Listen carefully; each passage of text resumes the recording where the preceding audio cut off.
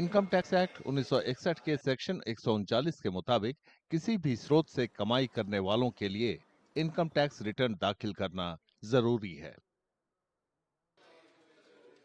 कुछ साल से ऑनलाइन सुविधा ने इनकम टैक्स रिटर्न दाखिल करना आसान बना दिया है। अब सीए या टैक्स कंसल्टेंट की मदद लिए बिना रिटर्न फाइल की जा सकती है। I think it's one a compliance.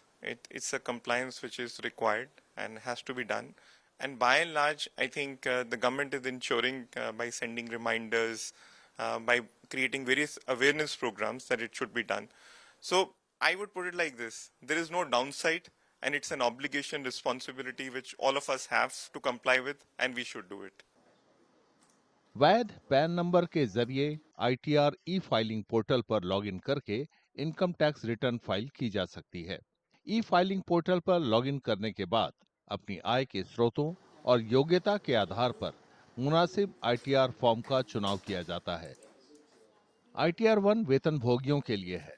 ऐसे लोगों की आमदनी फॉर्म 16 के मुताबिक पगार, हाउस प्रॉपर्टी और दूसरे स्रोतों से होती है।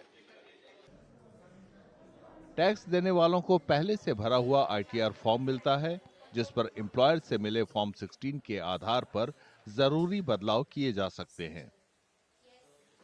एक्सपर्ट कहते हैं कि आईटीआर फॉर्म का सबमिट बटन दबाने से पहले सटीक और पूरे आंकड़े भरना जरूरी है।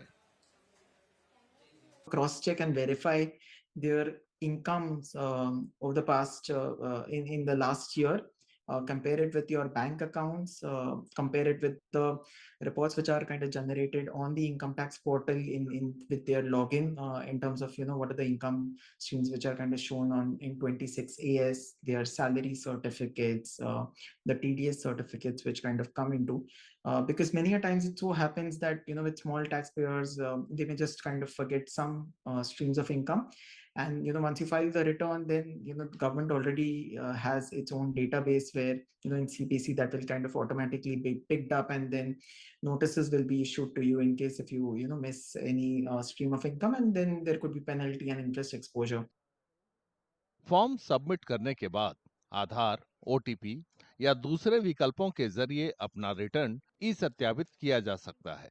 सबमिट करने के बाद रिटर्न फाइल करने वाले को रजिस्टर्ड ईमेल पते पर इनकम टैक्स रिसिप्ट मिलती है। इसे आगे के लिए सुरक्षित रखना चाहिए।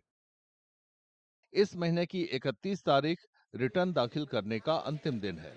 लिहाजा अंतिम समय की भीड़ से बचने के लिए टैक्स भरने वालों को पहले ही रिटर्न फाइल कर देना चाहिए।